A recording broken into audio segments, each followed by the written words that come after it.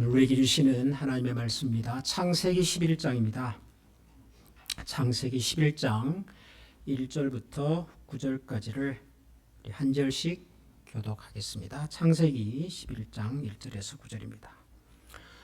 온 땅의 언어가 하나요 말이 하나였더라.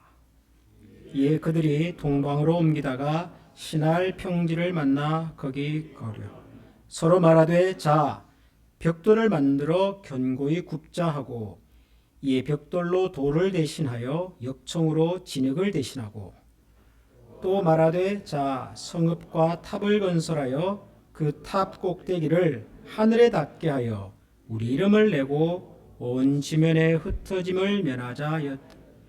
여호와께서 사람들이 건설하는 그 성읍과 탑을 보려고 내려오셨더라. 여호와께서 이르시되 이 무리가 한 족속이요 언어도 하나이므로 이같이 시작하였으니 이후로는 그 하고자 하는 일을 막을 수 없으리로다. 자, 우리가 내려가서 거기서 그들의 언어를 혼잡하게 하여 그들이 서로 알아듣지 못하게 하자 하시고 여호와께서 거기서 그들을 온 지면에 흩으셨으므로 그들이 그 도시를 건설하기를 다 같이 읽겠습니다. 그러므로 그 이름을 바벨이라 하니 이는 여호와께서 거기서 온 땅의 언어를 혼잡하게 하셨음이니라. 여호와께서 거기서 그들을 온 지면에 흩으셨더라. 아멘. 이번 여름부터 창세기를 우리가 같이 매주일 좀 살펴보고 있는데요. 드디어 창세기 이제 11장까지 왔습니다. 그 바벨탑 사건, 유명한 바벨탑 사건이 기록된 창세기 11장까지 왔습니다. 제가 처음에 시작할 때 말씀드렸습니다만은 이번 창세기 설교 강해는 1장에서 11장까지만 하겠습니다. 이렇게 제가 말씀을 드렸는데요.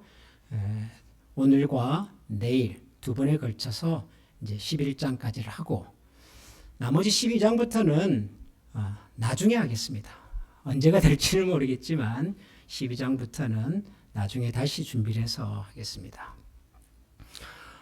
제가 11장까지만 하고 12장은 나중에 하기로 이제 계획한 이유는 창세기라고 하는 전체 성경에서 이 11장까지의 내용과 12장부터의 내용이 완전히 다른 내용이기 때문입니다.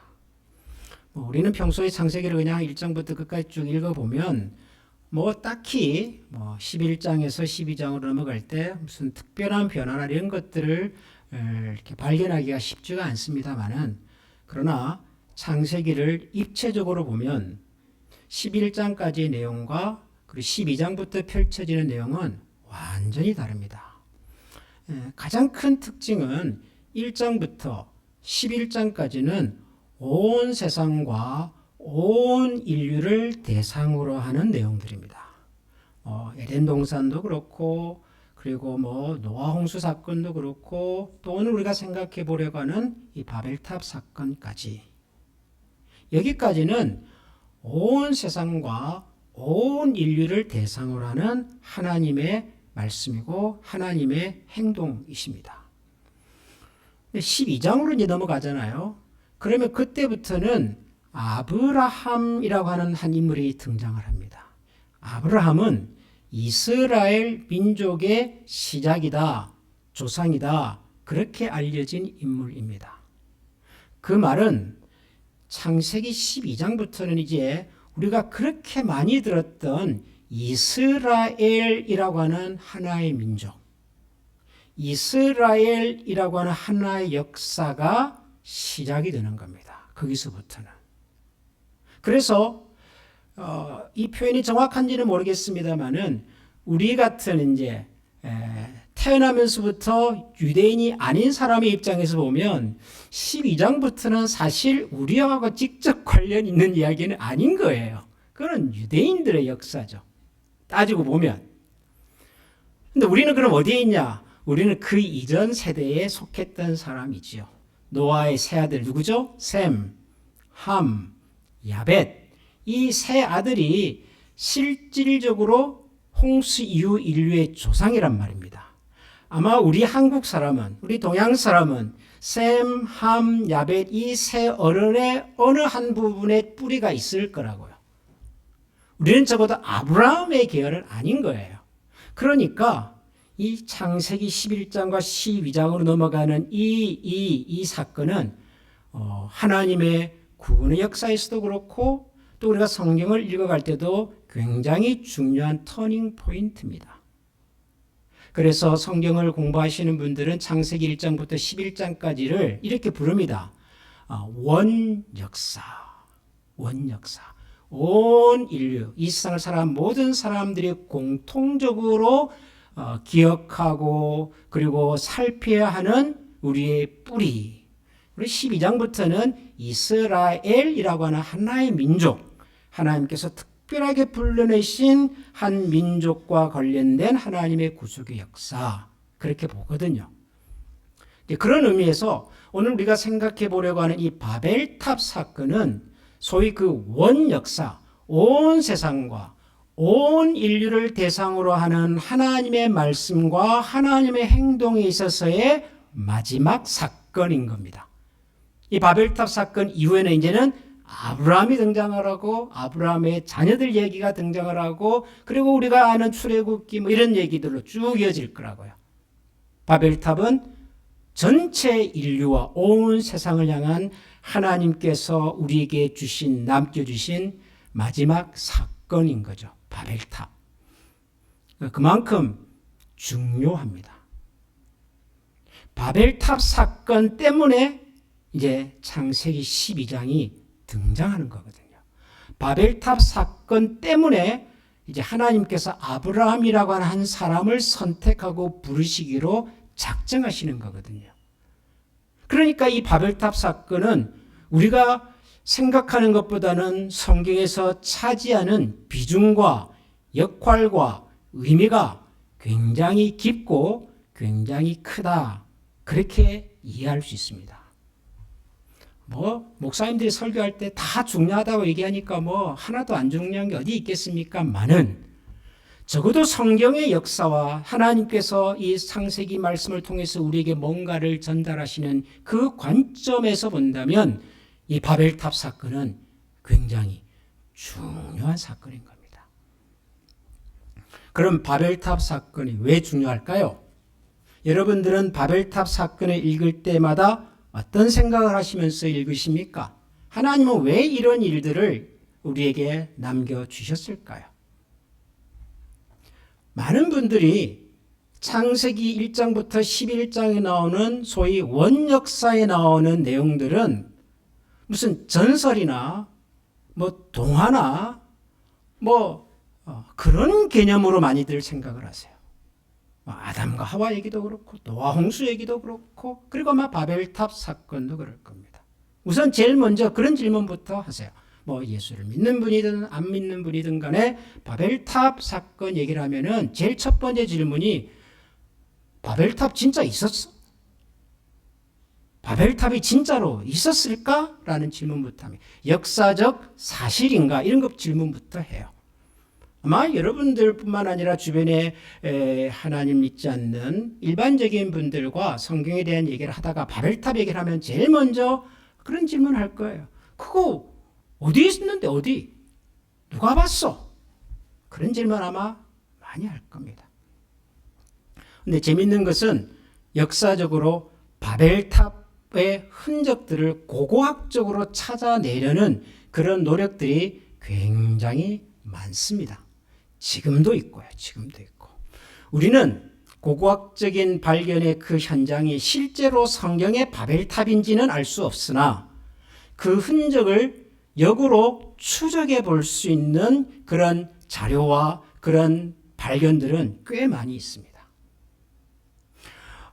그리스의 철학가 중에 헤로도투스라고 하는 분이 있어요. 헤로도투스. 이분은 유명한 역사 히스토리라고 하는 책을 남긴 굉장히 유명한 철학가입니다. 이분이 기원전 5세기 분이에요. 기원전 5세기면은 지중해 연안에 그리스, 아테네, 이런 스파르타 이런 여러 도시 국가들이 있던 그 시절에 동방에 바벨론이라고 하는 큰 나라가 있다는 얘기를 듣습니다. 이건 역사가니까요. 그래서 그 현장을 보기 위해서 긴 여행을 합니다. 지금의 이라크, 티그리스 강과 유프라테스 강이 있는 지금의 이라크 근방에 도착을 했는데 거기서 깜짝 놀랍니다. 지금도 그렇지만 옛날에도 거기는 비가 잘 오지 않는 건조한 땅이잖아요. 나무가 잘 자라지 않는, 사람이 살지 않는 그런 메마른 땅인데 그런 커다란 사막 한가운데에 도시가 하나 엄청난 규모로 서 있는 걸 본 겁니다. 도시가. 그리고 그 도시는 큰 성벽으로 둘러싸여 있고 그 성벽 주변으로 강이 흐르고 있어요. 강이. 물길이 흐르고 있어요. 그리고 그 도시 안에 들어가 봤더니 그 당시 기준으로 가로가 300규빗, 세로가 300규빗, 높이가 약 300규빗 되는 탑이 하나 있는 것을 발견을 합니다. 규빗이라고 하는 것은 보통 사람의 손끝에서 팔꿈치까지의 길이를 규빗 그렇게 부릅니다. 우리 성경에도 규빗이라는 말이 나와요. 그러면 여기서부터 여기까지는 대략 30cm 혹은 33cm 정도 됩니다. 한 규빗은. 그러면 가로가 300규빗이면은 미터법으로 환산하면 9,000cm가 되는 거죠. 9,000cm면 약 90m인 겁니다. 그러니까 가로가 90m, 세로가 90m, 높이가 한 90m 되는 탑을 발견합니다. 깜짝 놀랐습니다. 왜냐하면 그 지역에는 나무가 없어요. 그렇죠? 풀이 자라지 않고 나무가 살지 않으니까 무슨 나무를 가지고 집을 지을 수가 없어요. 또 거기는 사막이니까 돌도 없어요. 대한민국은 뭐 전체 국토의 70%가 산인데 그 산들은 다 악산이잖아요. 조금만 들어가 보면 그 속에 돌덩어리가 있는 산이잖아요. 그러니까 돌이 많아요. 근데 지금 이라크, 이란 이런 평지에는 돌이 없어요. 건물을 지으려도 나무도 없어요. 돌도 없어요. 무슨 수로 90m짜리 탑을 쌓는단 말입니까? 흙을 가지고 벽돌을 구워서 그렇게 쌓아놓은 거예요. 그리고 돌아와서 자기가 본 것을 기록으로 남깁니다. 기원전 5세기 역사학자 헤로도투스가 보고 온 그 당시 그는 그것을 성경에 나오는 바벨탑일 거라고 생각을 했던 것 같아요. 그러나 그것이 바벨탑인지 아닌지는 우리는 알 수 없어요. 적어도 고대 바벨론 제국 사람들이 만들었던 지구라트라고 하는 것이 있는데 이 지구라트의 한 유형이었을 거다라고는 봐요. 실제로 이런 흔적들이 이제 등장을 하는 거예요. 지금도 터키 고대 근동지역을 가면은 이런 산 같은 게 보여요. 멀리서 보면 산이에요. 근데 가까이 가서 보면은 흙을 가지고 벽돌을 만들어서 세운 일종의 조형물입니다. 이것을 지구라트라고 부릅니다. 지구라트. 고대 메소포타미아 문명을 일구었던 사람들이 사용했던 일종의 신전이에요. 신을 섬기는 제단이에요. 1913년에 독일의 고고학자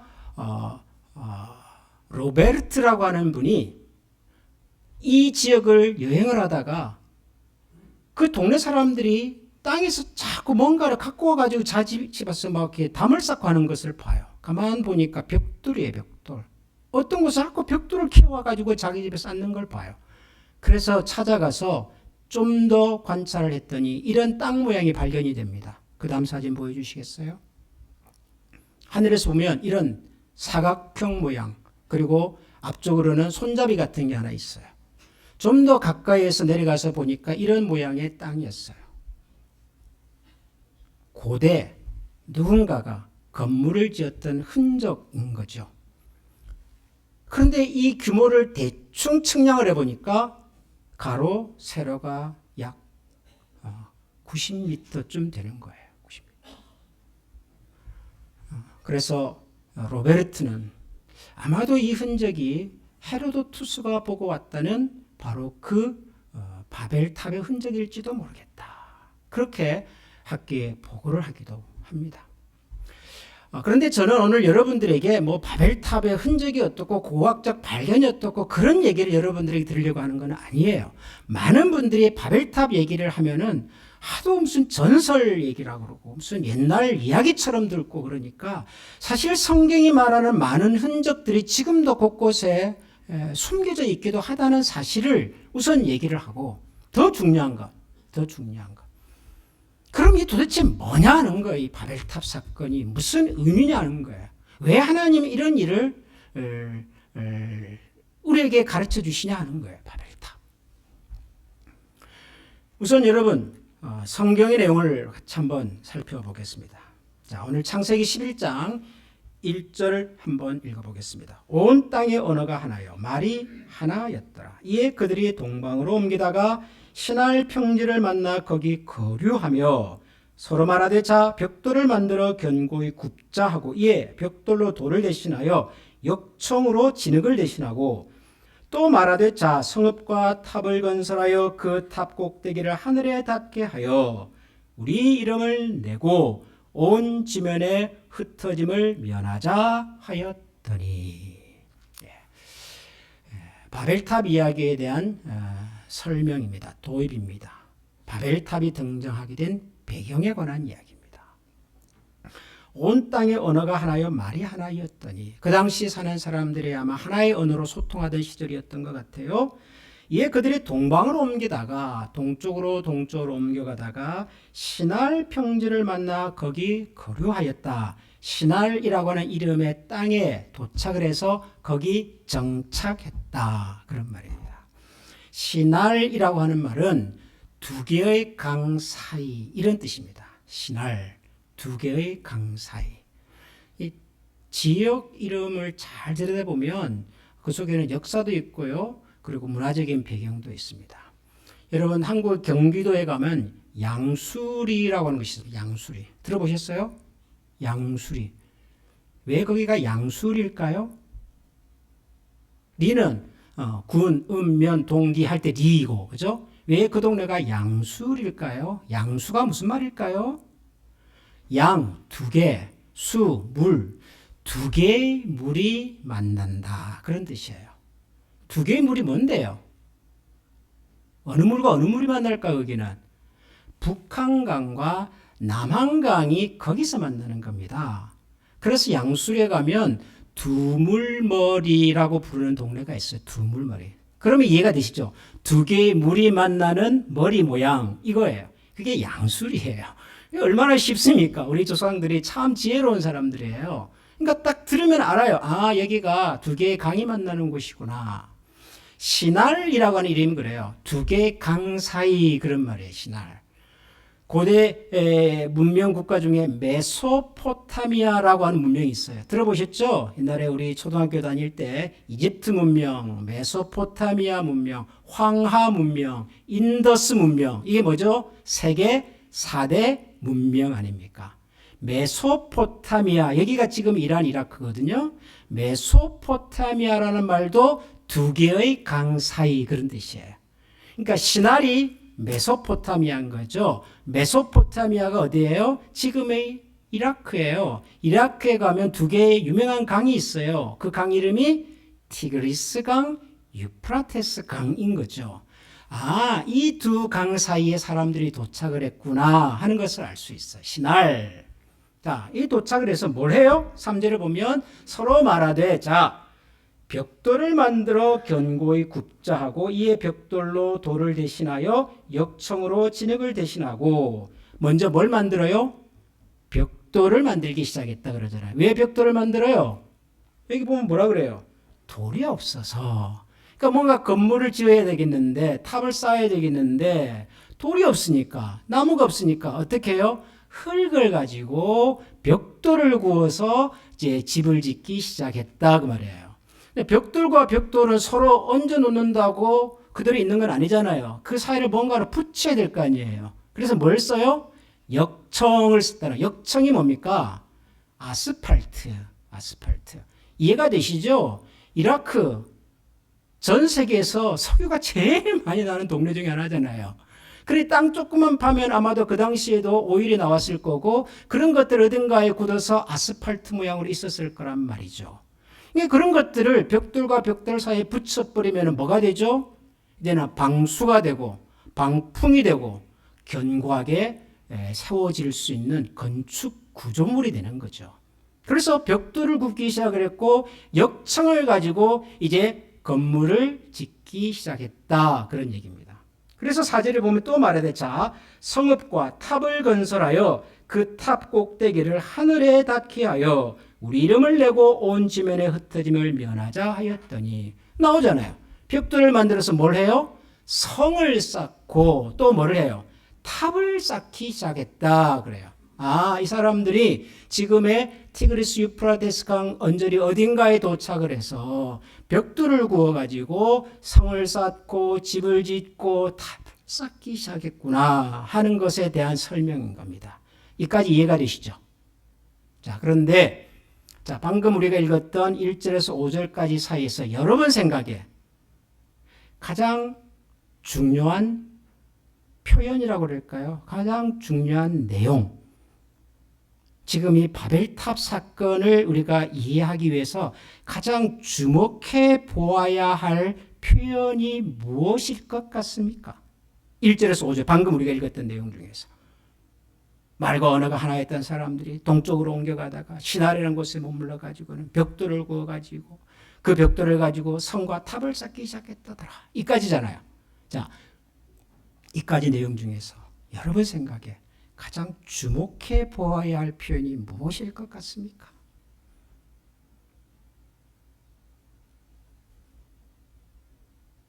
많은 분들이 바벨탑 사건을 얘기하면 흔히 이렇게 설명해요. 하나님의 권위에 대한 인간의 도전, 인간의 교만, 감히 인간 주제에 하나님의 권위에 도전하려다가 쉽게 말하면 폭삭망한 그런 사건, 대표적인 사건, 이렇게 바벨탑 사건을 이해하고 설명해요. 틀리지 않아요.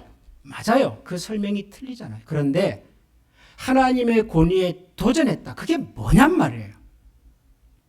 탑을 높이 쌓으면 그게 하나님의 권위에 대한 도전입니까? 여러분 여기 성경에 보면 탑을 쌓아서 그 탑 꼭대기를 하늘에 닿게 하여 우리 이름을 내자 그러잖아요. 대략 그 바벨탑의 규모를 높이 한 90m 정도로 봐요. 대충 90m면은 아파트로 따지면은 몇 층 정도 될까요? 한 층의 높이를 뭐 그냥 한 3m라고 본다면은 그럼 한 30층? 그 정도 높이의 건물이잖아요.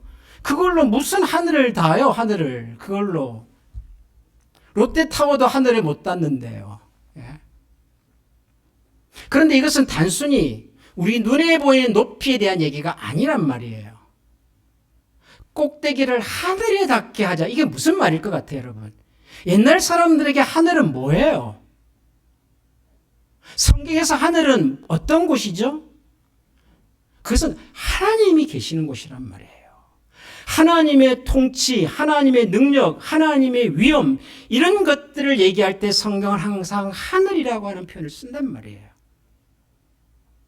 탑을 제 아무리 쌓아도 하늘에 닿지는 않을 거예요. 그런데 그 탑 꼭대기를 하늘에 닿게 하자 그래요. 무슨 말이에요? 이게 하나님의 권위에 한번 도전해 보겠다는 거죠. 하늘의 문을 한번 노크해 보겠다는 거예요. 여러분 바벨탑이라고 하는 말에 바벨이라고 하는 거 있죠. 바벨. 이게 우리 성경에서는 언어를 혼란케 했다. 하나님께서 복잡하게 만들었다. 그래서 바벨탑이라고 불렀다라고 설명을 해요. 바벨. 그런데 고대 이 메소포타미아 지역에 살았던 사람들의 고대 언어 속에 바벨이라고 하는 말은요, 신의 문 그런 뜻도 있어요. 신의 문. 신을 만나러 가는 문 이런 뜻도 있단 말이에요. 그러니까 적어도 이 사람들은 이 탑을 쌓으면서 뭘 하고자 했냐 그러면은 하늘의 권위에 한번 다 보겠다는 거예요. 도전해 보겠다는 거예요. 그 하늘의 권위가 왜 필요했을까요? 왜 그 사람들이 감히 하나님의 영역에 들어가서 하나님의 능력을 욕심내고 탐했을까요? 바로 그 이유를 오늘 우리가 읽은 성경에서 이렇게 설명을 합니다. 4절, 5절을 다시 보겠습니다. 또 말하되자 성읍과 탑을 건설하여 그 탑 꼭대기를 하늘에 닿게 하여 우리 이름을 내고 그 다음 뭐예요? 온 지면에 흩어짐을 면하자 하였더라. 우리 이름을 내고 그 다음에 뭐예요? 온 지면에 흩어짐을 피하자. 그래서 흩어짐을 피하자. 제가 아까 여러분들에게 질문했죠. 5절까지 읽으면서 여러분 생각에 이 사건을 이해하는데 가장 핵심적인 중요한 표현이 뭘 것 같습니까? 라는 질문에 대한 정답은 흩어짐을 면하고자 하였더라. 이겁니다. 흩어짐을 면하고. 자, 이게 왜 중요하냐 그러면은 5절을 보면 이런 인간들의 이런 참 모습을 보고 하나님께서 내려오셔요. 여호와께서 사람들이 건설하는 그 성읍과 탑을 보려고 내려오셨더라. 하나님이 이제 내려오셨어요. 그리고는 이렇게 말씀하십니다. 여호와께서 이르시되 이 무리가 한 족속이요 언어도 하나이므로 이같이 작아있으니 이후로는 그 하고자 하는 일을 막을 수 없으리로다. 자, 우리가 내려가서 거기서 그들의 언어를 혼잡하게 하여 그들이 서로 알아듣지 못하게 하자 하시고 여호와께서 거기서 그들을 어떻게 해요? 온 지면에 흩으셨으므로 그들이 그 도시를 건설하기를 그쳤다 그럽니다. 하나님께서 내려오셔요. 그래서 어떻게 하세요? 이 친구들 봐라. 한 말, 한 언어로 지금 가만 내버려 두니까 자기들끼리 쑥닥쑥닥해서 탑을 쌓네. 서로 언어가 통하지 못하도록 만들어야 되겠다라고 해서 언어가 통하지 않도록 만드셨어요. 목적이 뭐죠? 더 이상 이 성과 탑을 쌓지 못하도록. 그래서 어떻게 됐다고요? 그들이 흩어졌다 그래요. 흩어졌다. 사람들은 흩어지기가 싫어서 성과 탑을 쌓고요. 하나님께서는 그런 인간의 모습을 보고 내려오셔서 그들을 흩으셨어요. 흩으시는 방법이 언어를 혼란스럽게 하신 거예요. 바벨탑 사건의 핵심은 언어가 혼란스러웠다. 그때부터 여러 다양한 언어가 만들어졌다가 아니라 흩어지기를 싫어하는 인간들에게 하나님 오셔서 그들을 흩으셨다는 거예요. 그래서 8절에 보면 여호와께서 거기서 그들을 온 주민에 흩으셨으므로 그들이 도시를 건설하기를 그쳤더라. 그러므로 그 이름을 바벨이라 하니 이는 여호와께서 거기서 온 땅에 너를 혼잡하게 하셨으므로 여호와께서 거기서 그들을 어떻게 하여? 온 지면에 흩으셨다. 흩었다가 나와. 흩었다. 바벨탑은 무슨 사건이에요? 굳이 흩어지지 않으려고 자기들끼리 모여서 성 쌓고 탑 쌓던 인간들에게 하나님 오셔서 강제적으로 흩으셨다는 거예요. 강제적으로. 그럼 여기서 이제 두 번째 질문입니다. 왜 흩으셔요? 하나님 왜 흩으셔요? 여러분이 창세기 11장과 굉장히 비슷한, 어쩌면 창세기 11장을 이해하기 위해서는 이 성경도 반드시 읽어야 할 본문이 하나 있어요. 성경에. 사도행전 8장입니다. 여러분 사도행전 8장을 한번 찾아보시기 바랍니다. 사도행전은 신약시대의 교회의 등장과 교회 확장의 역사를 기록한 우리 기독교의 역사책입니다. 거기 8장에 보면 이런 내용이 나와요. 사울이 그가 죽임당함을 마땅히 여기더라. 이 사울은 바울이 예수님 만나기 전에 이름 사울입니다. 그가 죽임당함을 마땅히 여겼다 이 말은 그 앞 7장에 보면 스데반이라고 하는 초대교회 집사님 중에 아주 훌륭한 분이 순교당한 사건이 있었어요. 이제 그 사건에 대한 설명입니다. 사울은 그가 스데반이 죽임당함을 마땅히 여기더라. 그 다음에 보세요. 그날에 예루살렘에 있는 교회에 큰 박해가 있어 사도 외에는 다 유대와 사마리아와 모든 땅으로 흩어지니라. 그날에 예루살렘에 있는 교회에 뭐가 생겨요? 큰 박해가 있어 사도 외에는 다 유대와 사마리아와 모든 땅으로 흩어졌다 그래요. 예루살렘에 교회가 등장을 합니다. 사도행전 1장, 2장, 3장을 보면 예수님께서 승천하시면서 승천하시는 예수님을 쳐다보고 있던 제자들에게 그 유명한 말씀을 남기시잖아요. 너희는 하늘을 이렇게 쳐다보고 그냥 막연히 기다리지 말고 지금부터 너희들은 예루살렘과 온 유대와 사마리아와 땅끝까지 이르러 나의 증인이 되어라. 그러시잖아요. 예수님께서. 그리고 예수님은 하늘로 승천하십니다. 그리고 그날의 광경을 목격했던 사람들이 모여서 기도하기 시작을 해요. 열심히 기도하고 있는 중에 성령 하나님께서 강력한 방법으로 기도하는 사람들에게 임하십니다. 성령의 임재. 우리가 이것을 오순절 성령 충만이라고 부르는 사건이에요. 그리고 그날 성령의 임재와 충만함을 경험한 사람들이 이 놀라운 감동을 가지고서 이제는 막 흩어져서 자기들이 경험했고 만났던 하나님과 예수님에 대한 얘기를 막 하기 시작을 해요. 그 중에 대표적으로 등장한 사람이 베드로잖아요. 베드로가 나서서 그 예루살렘에 모였던 많은 사람들 앞에서 긴 설교를 합니다. 여러분들 지금 오늘 보고 듣는 이 모든 것들이 이상하다고 보지 마십시오. 이것은 우리가 보니까 구약 성경 요엘이라고 하는 선지자가 예전에 이미 얘기했던 그 사건이 오늘 이곳에서 이루어진 하나님의 말씀의 증거입니다. 그러면서 그가 하나님과 예수 그리스도에 대한 얘기를 쭉 설명을 합니다.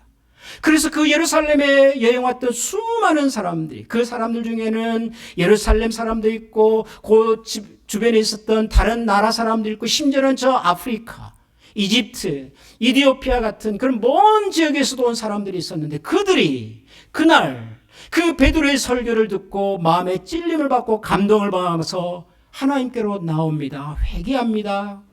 그리고 예수 믿는 사람이 돼요. 이 사람들이 최초의 회심한 그리스도인들입니다. 최초의. 그래서 이분들이 이제 모여가지고 이 예수 믿고 하나님을 경험하고 그 구원의 감격과 기쁨을 가지고 날마다 모이기를 힘쓰잖아요. 성전에도 가고 집에서도 모이고 모일 때마다 떡을 떼고 모일 때마다 찬송을 하고 말씀을 듣고 이런 광경을 보고 사람들이 너무 놀랍고 너무 좋아서 나도 좀 가자, 나도 좀 가자, 나도 좀 구경하자. 그래서 사도행전을 보면은 하루에 수천 명씩 몰려오기 시작하는 거예요. 예루살렘에 하나님의 교회가 그렇게 부흥하기 시작을 해요. 사람들이 너무 많아서 문제가 생기기 시작합니다. 사람들이 너무 적어도 문제가 많지만 사람들이 너무 많아도 문제가 많아요. 예루살렘 교회 사람들이 너무 많이 모이다 보니까 그 사람들 중에는 여유가 있는 사람도 있지만 여유가 없는 사람들, 부자도 있지만 가난한 사람들, 사회적 신분이 높은 사람도 있고 낮은 사람도 있고 다양한 사람들이 모이다 보니까 교회 안에서 문제가 생겨요. 그래서 그 문제를 해결하기 위해서 최초의 7명의 교회 리더들을 세우잖아요. 우리가 흔히 말하는 초대교회 7 집사라고 하는 분들이 바로 그분들이에요. 너무 좋은 거예요. 모여서 날마다 새로운 사람들이 교회로 모이고 집에서 성전에서 모이기를 힘쓰고 떡을 떼고 얼마나 좋았겠어요. 그러던 어느 날 바로 이 스데반 사건이 일어난 겁니다. 스데반은 많은 사람들이 던진 돌에 맞아 순교하고 그 스데반 사건이 기폭제가 되어서 예루살렘 교회에 엄청난 박해가 와요. 그래서 사도 외에는 예수님의 12제자, 예루살렘 교회 지도자들, 소수 지도자들 외에 모든 교인들이 뿔뿔이 흩어지기 시작해요. 그래서 4절에 보면 그 흩어진 사람들이 두루다니며 복음의 말씀을 전할새 빌립이 사마리아 성에 내려가 그리스도를 백성에 전파했다 그래요. 사마리아가 어디죠? 예수님께서 승천하시면서 하셨던 말씀 다시 기억하십니까? 너희는 예루살렘과 온 유대와 사마리아까지 땅끝까지. 그런데 이 스데반의 사건이 있기 전까지 그들은 사마리아는 그들의 머릿속에 없는 거예요. 땅끝도 없는 거예요. 그들의 머릿속에는 오로지 예루살렘만 있어요. 왜요? 예루살렘 너무 좋잖아요. 사람들이 매일 몰려오고 집에서도 모이고 교회에서도 모이고 떡을 떼고 찬송을 하고 기도를 하면 낫고 병자들이 일어나고 귀신들이 얼마나 놀라운 광경들을 경험하냔 말이에요. 그래서 오로지 예루살렘에 있어요. 예루살렘. 바로 그 예루살렘에 찾아온 핍박 때문에 뿔뿔이 흩어져서 찾아간 곳이 어디예요? 사마리아랍니다. 제가 왜 창세기 11장과 사도행전 8장의 내용을 함께 읽어야 되냐라고 말씀을 드리냐면 여러분 하나님께서 저와 여러분들을 부르시고 하나님께서 만들어 가시려는 그분의 하나님 나라의 가장 아름다운 그림은 땅끝까지 가서 우리 모두가 하나님의 나라의 증인들로 사는 거란 말이죠. 하나님께서 아담과 하와를 지으시고 그들에게 제일 먼저 주신 명령이 뭡니까? 생육하고 번성하여 땅에 충만하라 그랬단 말이에요. 충만이라고 하는 말의 가장 단어적인 의미는 흩어진다는 거예요. 흩어진다. 하나님 우리가 이 땅에 태어나서 우리가 흩어져서 살기를 원하세요. 단지 물리적으로 뿔뿔이 멀리 살라는 말이 아니라 하나님이 만드신 이 자연세계 속에서 하나님의 창조의 세상을 만들어갈 수 있는 주역으로, 일꾼으로, 주인공으로 땅을 경작하고 그곳에 하나님의 아름다운 나라를 만들어내고 또 다른 사람들에게 하나님의 거룩함과 풍성함을 나누면서 살아가도록 하나님은 우리를 보내기를 원하신단 말이에요. 노아 홍수로 인류를 다 심판하시고 난 다음에도 하나님 제일 먼저 노아에게 주신 말씀이 뭡니까? 창세기 9장 1절에 보면 생육하고 번성하여 땅에 충만하라. 새로운 세상을 너희들에게 주겠다. 새로운 세상을 만들어내라. 어떻게? 번성하고 충만하라. 땅에 흩어져서. 여러분, 우리 그리스도인의 삶은, 사명은 흩어져서 사는 것입니다. 모이는 것이 싫어서가 아니라 우리는 하나님의 부름을 받아 각자 우리의 삶의 영역으로 들어가서 그곳에서 사는 거란 말이에요. 그곳에서. 흩어지기를 싫어하는 사람들은 똘똘 뭉쳐가지고 성을 쌓고 탑을 쌓습니다. 왜 그렇게 높은 탑을 쌓아야 할까요? 왜 하나님의 권위에 도전하고 싶었을까요? 하나님의 권위를 가지고 세상을 정복하고 세상을 다스리고 싶었던 거예요. 그 꼭대기에 올라가서 그들은 뭘 봤을까요? 거기 보면 하나님이 보입니까? 꼭대기 가면 아니요. 그 바벨탑 꼭대기에 가면 하나님은 보이지 않아요. 그러나 뭐가 보이는 줄 아세요? 자기 눈 아래에 있는 세상이 보입니다. 세상이 눈 아래로 들어온단 말이에요. 여러분, 이게 뭐겠습니까? 내가 세상을 지배하고 내가 세상을 정복하고 내가 세상을 다스리겠다는 거죠. 하나님은 우리가 세상을 그런 방법으로 정복하고 다스리기를 원하시는 것이 아니라 흩어져서 우리 각자의 영역과 세상으로 들어가서 하나님께서 노아와 그의 세 아들들에게 약속해 주셨으면 걱정하지 마라. 내가 다시는 물로 세상을 심판하지 않는다. 두려워하지 마라. 무지개를 봐라. 무지개를 볼 때마다 내가 너희를 지킨다고 하는, 내가 너희들을 물로 심판하지 않는다고 하는, 내가 너희들의 인생과 생명을 책임지겠다고 하는 나를 기억하라. 하나님 무지개를 그렇게 만들어 주신단 말이에요. 그 하나님의 약속의 무지개를 바라보고 가는 거란 말이에요. 우리는 흩어지는 거란 말이에요. 근데 많은 사람들이 이 하나님의 약속을 잘 믿지를 못해요. 내가 너와 함께 하겠다. 내가 너를 도와주겠다. 내가 물론은 심판하지 않는다. 내가 너 인생을 책임지겠다라고 해도 사람들은 그 하나님의 약속보다는 내 힘과 내 능력으로 내 인생을 지배하고 정복하고 다스리기를 원해요. 그래서 성을 쌓습니다. 탑을 쌓습니다.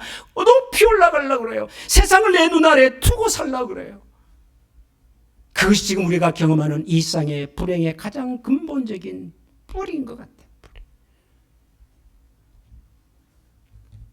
사랑하는 성도 여러분, 흩어져야 합니다. 우리가 이사가라는 얘기가 아니고 우리의 마음과 시선을 옆으로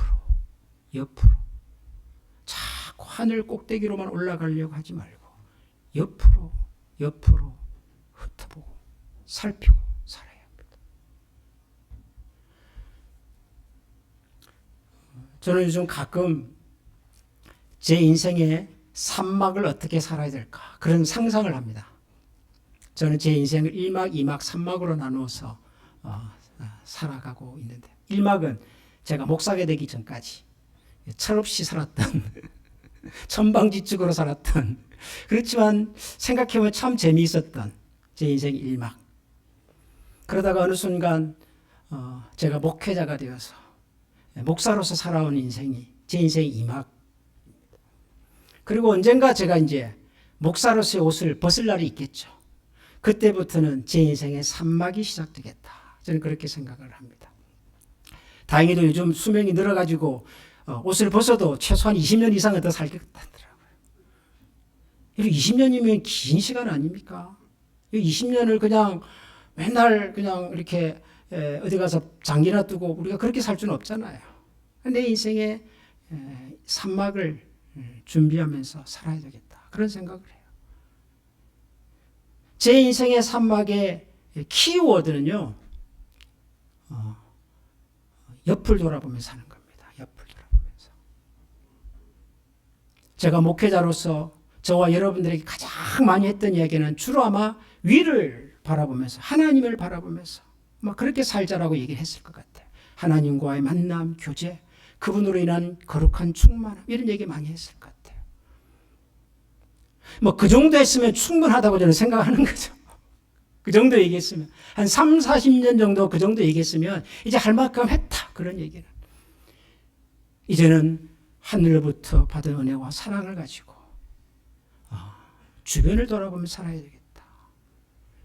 나에게 주어진 남아있는 나의 힘과 능력과 은사와 이 모든 것들을 모아서 좀 흩어져서 살 수 있는 방법이 뭘까?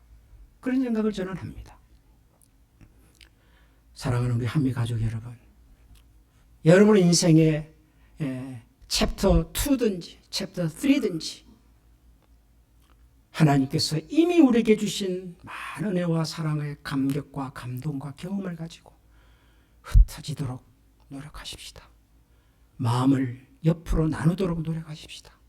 한 번 더 돌아봐 주시고 우리의 손길이 필요한 곳이 어딘지를 한 번 더 고민해 보시고 내가 가진 이것이 어딘가에서는 내가 가지고 있는 것보다 10배, 20배 이상으로 쓰일 수 있다는 사실도 기억하시면서 끝까지 하나님의 부름과 사명에 충실하게 충성되게 사시다가 하나님 앞에 서는 우리 모두가 될 수 있기를 주님의 이름으로 축원합니다.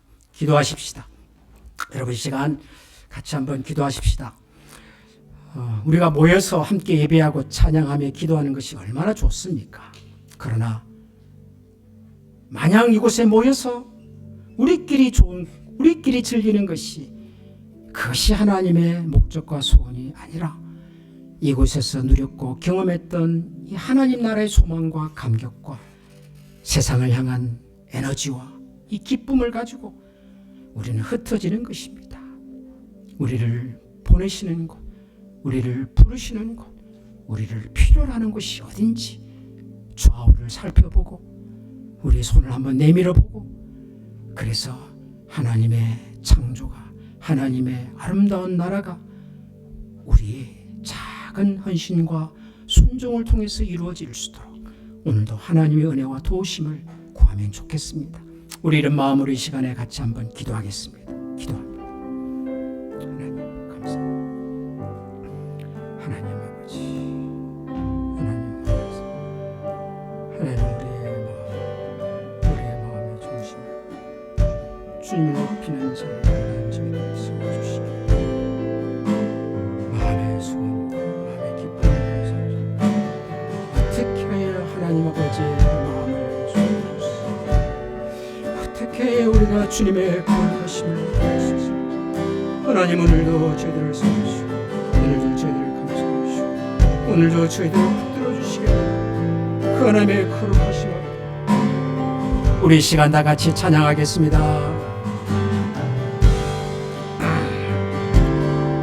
세상 모든 민족이 구원을 얻기까지 쉬지 않으시는 하나님 주의 심장 가지고 이제 일어나 주 따르게 하소서. 세상 모든 육체가 주의 영광 보도록 우릴 부르시는 하나님 주의 손과 발하여 세상을 치유하며 주 섬기게 하소서. 우리 바다 덮음 같이 여호와의 영광을 인정하는 것이 온 세상 가득하리라. 우리 바다 덮음 같이 우리 바다 덮음 같이 우리 바다 덮음 우리 바다 덮음 같이 우리 바다 덮음 같이 여호와의 영광을 인정하는 것이 온 세상 가득하리라. 물이 바다 덮은 같이 물이 바다 덮은 같이 물이 바다 덮은 같이. 하나님 아버지, 하나님이 지으신 이 세상은 너무도 아름답고 너무도 찬란하며 아직도 하나님의 손길을 필요로 하는 곳과 영혼들이 너무도 많은 것을 봅니다. 이런 세상에 저희들을 부르시고 또 그런 저희들을 다시 이 세상으로 보내시는 하나님 아버지의 마음을 기억하고 오늘도 우리를 보내시는 그곳으로 들어가서 우리에게 맡겨주신 사명과 우리에게 주신 이 재능과 우리에게 주어진 이 본분을 가지고 하나님의 거룩한 뜻을 이루어드리고 하나님의 마음의 소원을 이루어드리고 하나님의 기쁨이 되며 살아가기를 소원하며 살아가기를 원하는 모든 주의 백성들 머리 위에 우리 주 예수 그리스도의 은혜와 하나님의 사랑과 성령의 능력이 지금부터 영원토록 함께 계시기를 축원하옵나이다. 아멘.